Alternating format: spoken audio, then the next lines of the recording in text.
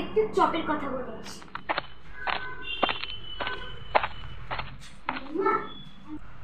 তোমার একটা রিকোয়েস্ট করবো। কি রিকোয়েস্ট? আমার না খুব চপ মুড়ি খেতে ইচ্ছা করছে, তুমি কি বানিয়ে দেবে? কিসের চপ খাবি? তোমার নিজের মন থেকে বানাও, কিন্তু একটু ডিফারেন্ট ডিফারেন্ট খেতে চাই। মানে একরকম খাবি না? না। দেখছি চল ওরকম চপ করে দিতে পারি তোকে।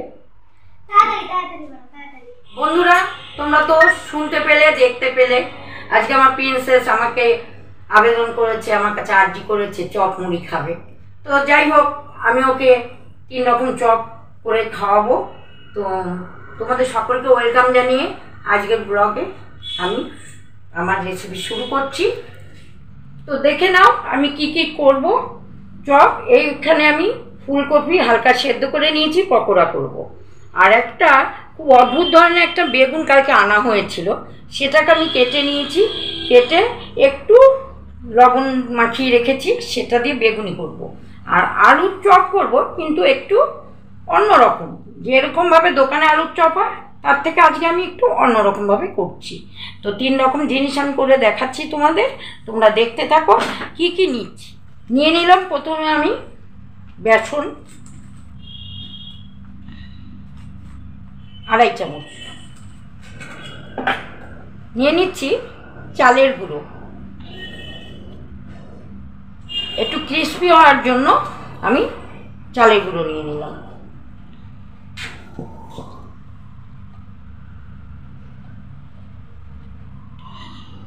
কর্নফ্লাওয়ার,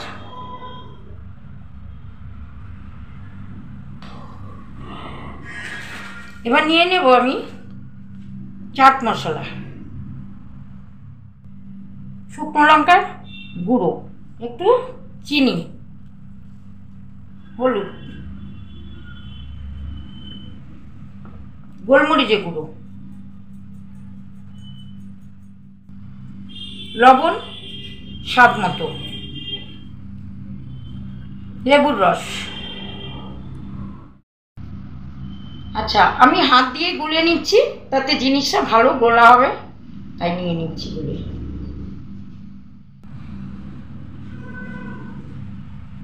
কড়াইতে আমি তেলটা দিয়ে নিলাম, কড়াই গরম হয়ে গেছে।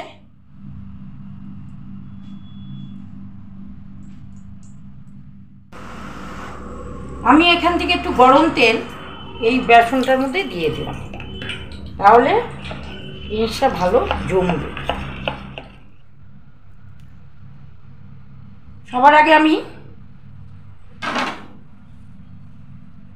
আলুটাকে এটার মধ্যে চুবিয়ে দিয়ে দিলাম।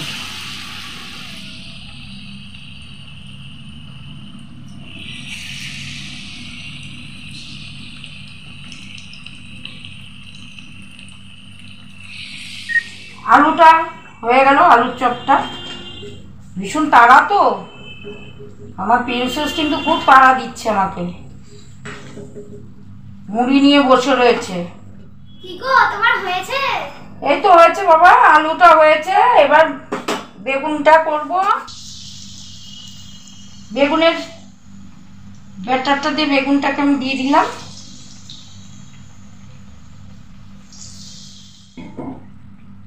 বেগুনের চপটা হয়ে গেছে।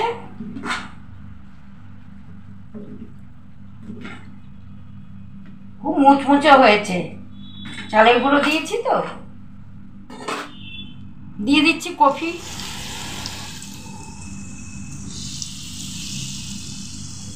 সন্ধ্যাটা আজকে ভীষণ ভালোভাবে জমে যাবে মুড়ির সাথে। ফুলকপি পকোড়া, বেগুনি, আলুর চপ, জাস্ট জমে যাবে।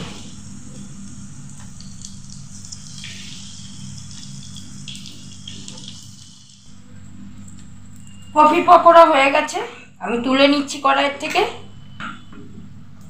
যা হয়েছে না মুচমুচে, দারুণ লাগবে মুড়ির সাথে। দুঃখের বিষয় তোমাদের খাওয়াতে পারছি না,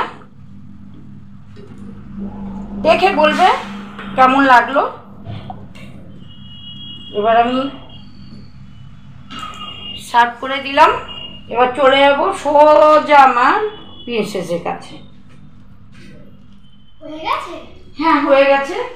এবার নাও, এটা আলু দিয়ে আলুর চপ, এটা ফুলকপি পকোড়া, এটা বেগুন। এবার সব কটা একটা একটা করে খাও মুড়ি দিয়ে। আগে একটু করে কামড় দিয়ে খেয়ে বলো কেমন হয়েছে। আচ্ছা আগে বলবে না, আগে এটা খাও, ওটা তো একটু খেলে, এবার এটা একটু খাও, এই পকোড়াটা।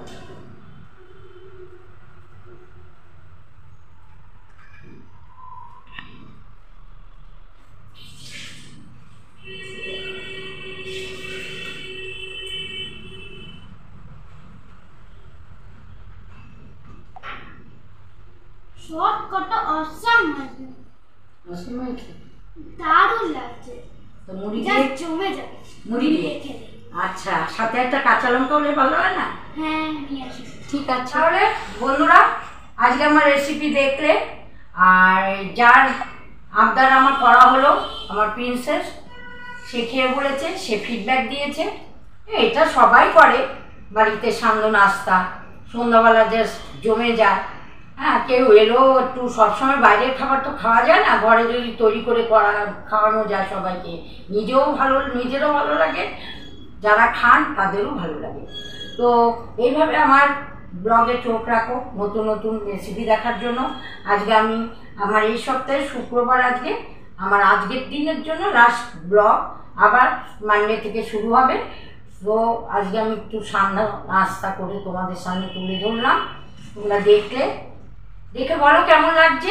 যদি ভালো লেগে থাকে তাহলে একটা লাইক করে দিও, আর কমেন্টে কিছু জানানোর হলে, জানাতে চাইলে বা জানাবে, আমার ভালো লাগবে, আমার তাতে এনার্জিটা বাড়বে, কমেন্টে জানিও। আর সবাইকে একটু শেয়ার করে দিও, আর যারা সাবস্ক্রাইব করোনি তারা সাবস্ক্রাইব করো, তাহলে সবাই আমার ব্লগের রান্না দেখতে পাবে। তুমি একটা কথা বলি। কি বলো? Thank you. ঠিক আছে, তাহলে বন্ধুরা আজকের ব্লগ দেখলে, আজকের রেসিপি দেখলে, খুব সামান্য সান্ধ্য নাস্তা, তোমরাও বানিয়ে বসে পড়ো মুড়ি নিয়ে, সাথে এক কাপ করে কফি, দেখবে জাস্ট জমে যাবে। তো আমিও এরকম মাঝে মধ্যে তোমাদের নাস্তা দেখাবো, সবসময় যে রেসিপি, রান্নার রেসিপি দেখাবো সেটা তো নয়, নাস্তাটাও তো দেখাতে হবে। তো আজকে সবাই তো মানে ছোটদের, আমার বন্ধুদের, সমস্ত নতুন পুরনো সব বন্ধুদের, ছোটদের ভালোবাসা জানাচ্ছি, আর বড়দের, আমার থেকে বড় যারা, তাদের প্রণাম জানাচ্ছি। সমস্ত কিছু জানিয়ে আজকে আমার রেসিপিটা এখানেই শেষ করলাম। সবাই ভালো থেকো, সুস্থ থেকো, আগামী নতুন বছরের জন্য সবাই রেডি থাকো। সবাইকে আগামী নতুন বছরের শুভেচ্ছা জানাচ্ছি। এই জানিয়ে আজকের ব্লগ এখানেই শেষ করলাম। Tata, bye bye.